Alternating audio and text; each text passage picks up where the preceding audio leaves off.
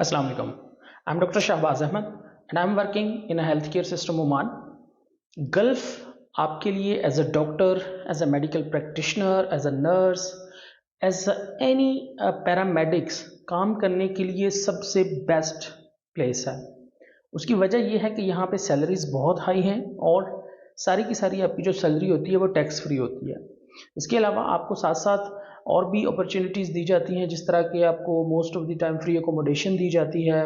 आपको visa processing जो है वो सारी की सारी आपकी हॉस्पिटल की रिस्पॉन्सिबिलिटी होती है और इसके अलावा आपको to and fro annual free ticket भी दिया जाता है, जहाँ पे भी आप जाना चाहते हैं 1 मंथ पेड लीव के साथ।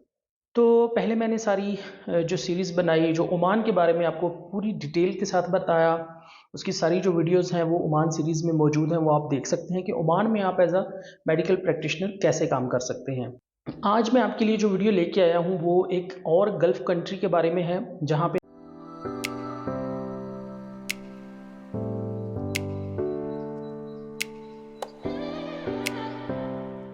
आप as a doctor, as a nurse, as a pharmacist या एज अ लैब टेक्नीशियन आप काम कर सकते हैं। तो वो कंट्री है आपकी यूएई, यूनाइटेड अरब अमीरात। यूएई जो है वो उसमें तकरीबन 7 स्टेट्स हैं।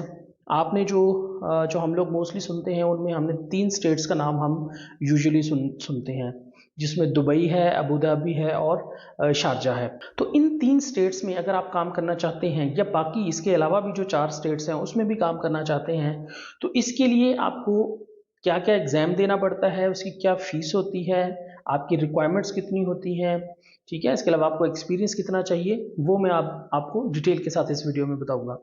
तो सबसे पहली बात तो ये है कि जो भी डॉक्टर या नर्सेज या पैरामेडिक्स वो दुबई, यूएई या शारजा में या बाकी 4 स्टेट्स में काम करना चाह रहे हैं, इंडिया, पाकिस्तान और बांग्लादेश से या दुनिया में कहीं से भी, उन्हें सबसे पहले ज़रूरी है कि उन्होंने अपनी एक पहले जो मेडिकल डिग्री है वो की हो, जैसे कि एमबीबीएस है।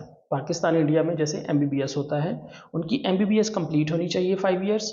उसके बाद उन्होंने 1 साल की इंटर्नशिप की हो, जैसे नर्सेज हैं तो उन्होंने नर्सिंग में इंटर्नशिप की हो, डॉक्टर्स जैसे के हैं तो उन्होंने हाउस जॉब की हो या इंटर्नशिप की हो 1 साल की। और उसके बाद उनके पास 2 साल अपनी कंट्री के अंदर एक्सपीरियंस होना चाहिए एज अ जनरल प्रैक्टिशनर या एज अ मेडिकल ऑफिसर, उन्होंने 2 साल के लिए काम किया हो। ये अगर आपके पास रिक्वायरमेंट है तो आप यूएई के लिए अप्लाई कर सकते हैं, वहाँ का एग्ज़ाम दे सकते हैं और आप वहाँ पे जॉब कर सकते हैं। यूएई में बेसिकली 4 तरह के एग्ज़ाम चल रहे हैं आजकल, ठीक है, जो कि डिफरेंट स्टेट्स के लिए है और उनकी जो रिक्वायरमेंट होती है वो थोड़ी सी जो आपकी एक्सपीरियंस की रिक्वायरमेंट है, एमबीबीएस की डिग्री की, वो सेम है। लेकिन चूंकि वहाँ पे डिफरेंट स्टेट्स हैं तो हर एक ने अपना जो है वो डिफरेंट एग्जाम रखा हुआ है। तो उसमें से 3 एग्जाम जो है वो मैं आज आपको बताऊंगा, जो बहुत कॉमनली दिए जाते हैं, और अगर उन तीनों में से कोई आप एक चूज करते हैं तो आप most of the states of जो यूएई है वहाँ पे आप काम कर सकते हैं। तो सबसे पहला जो एग्जाम होता है वो होता है HAAD, ठीक है, जिसे कहते हैं health authority of Abu Dhabi. तो अगर आप अबू धाबी में काम करना चाहते हैं तो आपको HAAD एग्जाम देना जरूरी होता है, ठीक है। जो दूसरा दुबई के लिए सिर्फ होता है वो होता है DHA, ठीक है। DHA जो एग्जाम होता है वो सिर्फ दुबई के लिए होता है और वो होता है दुबई हेल्थ अथॉरिटी, उसको कहते हैं। तीसरा एग्जाम जो होता है वो MOH एग्जाम होता है, जो कि तकरीबन 5 स्टेट्स में other than Dubai and Abu Dhabi 5 states में काम करता है। जैसे शारजा में अगर आप काम करना चाहते हैं या बाकी की 4 स्टेट्स में करना चाहते हैं तो आप MOH दे सकते हैं। अभी मैं बात करूंगा स्टेप बाय स्टेप इन सब एग्जाम्स के बारे में।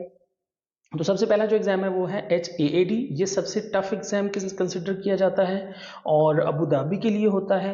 इसके अलावा अबू धाबी के अलावा आप बाकी 4 स्टेट्स में भी ये एग्ज़ाम दे के काम कर सकते हैं।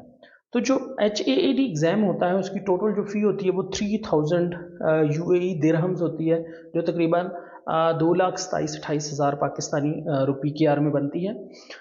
अब आप ये फ़ी पे करते हैं, आप एग्ज़ाम अपना बुक करते हैं।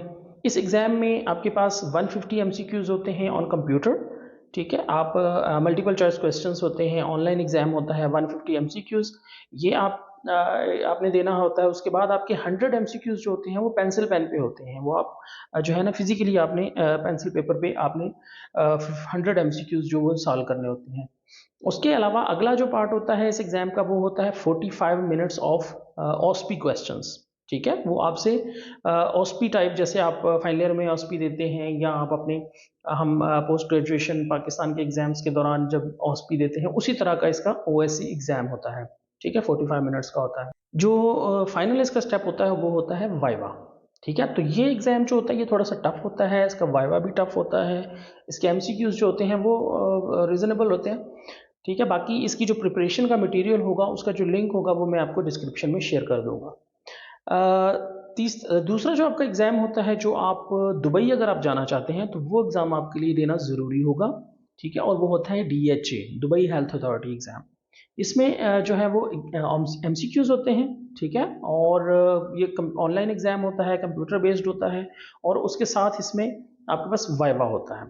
ठीक है, इसमें आपके पास जो है वो ऑस्पी नहीं होती, ओएससी क्वेश्चंस नहीं होते, इसमें आपका वाइवा होता है और आपका रिटन एग्ज़ाम होता है। ये आप दे के आप अपना दुबई के लिए अप्लाई कर सकते हैं डिफरेंट हॉस्पिटल्स में। जो थर्ड एग्ज़ाम होता है और इसकी जो फ़ी होती है वो भी 3000 दिरहम होती है। ठीक है, इसमें भी तकरीबन आपका PKR में 2,27,28,000 रुपये बन जाता है। जो थर्ड एग्ज़ाम है वो है MOH। अगर आप दुबई में भी नहीं जाना चाहते, आप अबू धाबी नहीं जाना चाहते, तो आपके लिए सबसे सिंपलेस्ट, सबसे इजी जो एग्ज़ाम है वो MOH है। MOH दे के आप, और MOH में सिर्फ आपके पास 70 MCQs होते हैं, बहुत इजी होते हैं, कोई इतना बड़ा मुश्किल नहीं होते। और उसके बाद आपका वाइवा होता है, और वाइवा भी को बहुत ज़्यादा टफ नहीं लिया जाता। क्यों?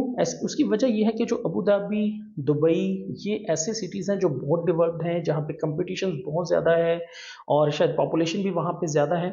तो वहाँ के जो एग्ज़ाम है वो इसी वजह से टफ़ है, क्योंकि कंपटीशन ज़्यादा है वहाँ पे। जो आपके हेल्थ केयर सिस्टम है वो बहुत ज़्यादा एडवांस्ड है। लेकिन बाकी जो स्टेट्स हैं वो आप समझ सकते हैं कि वो पेरिफेरी कंसिडर की जाती हैं शारजा के अलावा। तो MOH आप देते हैं, 70 MCQs होते हैं, और उसके बाद वाइवा होता है बहुत सिंपल सा। तो आप जो है उसके बाद अपनी जॉब अप्लाई कर सकते हैं।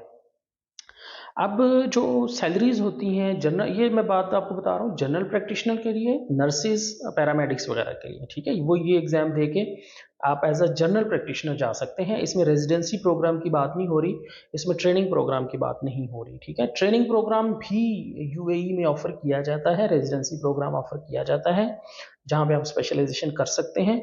उसके लिए मैं एक सेपरेट वीडियो बनाऊंगा, और उसका एक सेपरेट एग्ज़ाम होता है पूरी डिटेल के साथ। जो है उसके लिए मैं एक सेपरेट वीडियो बनाऊंगा, क्योंकि जो न्यू कमर्स हैं, जो जिन्होंने अभी कोई स्पेशलाइजेशन नहीं है, अभी 1 या 2 साल हुआ है उनको हाउस जॉब किए हुए, या अभी हाउस जॉब के दौरान, तो उनके लिए बहुत बेस्ट ऑप्शन है। अगर वो गल्फ में ट्रेनिंग हासिल करना चाहते हैं तो उसके लिए जो एग्ज़ाम होता है, उस क्या क्या प्रोसीजर होता है, क्या तरीकाकार होता है, वो सारी डिटेल में नेक्स्ट वीडियो में इंशाल्लाह शेयर करूँ। अभी सैलरीज की बात हो रही थी, तो GP की जो सैलरी है वो एवरेज तकरीबन जो है वो 16,000 UAE दिरहम से ऑनवर्ड स्टार्ट होती है, वो 20,000 UAE दिरहम तक जा सकती है। लेकिन ऑब्वियसली ये अगर आपको प्राइवेट सेटअप्स में, प्राइवेट क्लिनिक्स में कहीं पे काम मिलता है, तो ये उसके पेशेंट इनफ्लो पर भी डिपेंड करता है, उनका रेवेन्यू कितना है, वो अर्निंग कितनी है, उस हिसाब से भी आपकी सैलरी थोड़ी बहुत ऊपर नीचे हो सकती है। और स्पेशलिस्ट जो होते हैं ऑब्वियसली उनकी सैलरी काफ़ी ज़्यादा हाई होती है इसकी निस्बत। अगली, अब आप जब ये एग्ज़ाम देते हैं, ठीक है, तो उसके बाद आप जॉब्स के लिए अप्लाई करते हैं। जॉब्स इस टाइम अगर मैं बात करूं तो दुबई और जो अबू धाबी है, वहाँ पे जॉब सैचुरेशन काफ़ी ज़्यादा हो चुकी हुई है, कंपटीशन काफ़ी ज़्यादा है। तो आप किसी भी रिक्रूटर कंपनी के थ्रू जा सकते हैं, वो आपसे कुछ शेयर लेते हैं, कुछ वो हॉस्पिटल से लेते हैं और आपको जॉब अपॉर्चुनिटी प्रोवाइड करते हैं। एक ऐसा तरीकाकार भी है जिसमें आप बगैर कोई एग्ज़ाम दिए आप UAE, दुबई वगैरह में आप जॉब अप्लाई कर सकते हैं, और आपको जॉब ऑफ़र मिल सकती है, और उसमें आपके पास जॉब लेने के चांसेस भी ज़्यादा होते हैं। और वो तरीकाकार ये है कि आपने MBBS किया हो, आपने 1 साल की इंटर्नशिप की हो, उसके बाद आपने MD कंप्लीट किया हो, यानी MD का जो USMLE है उसका स्टेप 1, स्टेप 2, स्टेप 3 आपने तीनों दिए हुए हो। इसके अलावा या आपने प्लैब्स किया हुआ हो और आपकी GMC रजिस्ट्रेशन हो। थर्ड चीज़, आपने MRCP कंप्लीट किया हुआ हो। तो MRCP के बाद तो आपको स्पेशलिस्ट की जॉब भी वहाँ पे मिल सकती है, बट आपका एक्सपीरियंस जो है वो साथ में होना चाहिए एज ए स्पेशलिस्ट का। तो प्लैब करके GMC रजिस्ट्रेशन हो आपके पास, या MD करके आपके पास आप MD हो, यानी आपके तीनों स्टेप्स जो हैं वो USMLE के कंप्लीट हों, तो आप विदाउट हाथ, यानी HAD, MOH या जो DHA है वो दिए बगैर आप अपनी वहाँ पे जॉब अप्लाई कर सकते हैं। जो नर्सिंग पैरामेडिक स्टाफ है, लैब टेक्नीशियन है, फार्मासिस्ट है, उनके लिए यही एग्ज़ाम्स हैं और उन्हीं जगहों के नाम एग्ज़ाम्स के यही हैं, लेकिन ऑब्वियसली उनके लिए डिफरेंट MCQs होंगे, डिफरेंट उनके कोर्स से रिलेटेड जो है क्वेश्चंस वगैरह होंगे। तो आई होप आप लोगों को इससे कुछ फ़ायदा होगा, क्योंकि इसमें जो आपके पास एक्सपीरियंस है वो आपको 2 इयर्स चाहिए। ठीक है, आप 2 इयर्स का एक्सपीरियंस है तो आप ये प्रोसेस फॉलो करके आप जो है वो UAE, दुबई वगैरह के लिए अप्लाई कर सकते हैं। क्यों, और लेकिन ओमान के बारे में अगर बात करें तो वहाँ पे जनरल प्रैक्टिशनर के लिए मिनिमम जो एक्सपीरियंस है विदाउट हाउस जॉब, वो यानी हाउस जॉब अगर इंक्लूड करें तो वो 5 इयर्स है, तो वो काफ़ी ज़्यादा है। और बहुत सारे लोग उस कैटेगरी में फॉल कर रहे होते हैं जो पाकिस्तान से जाना चाह रहे हैं, जो आगे फर्दर किसी और कंट्री में जाना चाह रहे हैं, तो वो मोस्टली उनका एक्सपीरियंस जो है वो 1-2 साल का होता है या 3 साल का होता है, तो वो ट्राई करना चाह रहे होते हैं कि अभी बाहर निकले। तो ये वीडियो उन लोगों के लिए है, ठीक है, क्योंकि इसमें सिर्फ 2 साल का एक्सपीरियंस आपके लिए रिक्वायर्ड होता है। Thank you so much.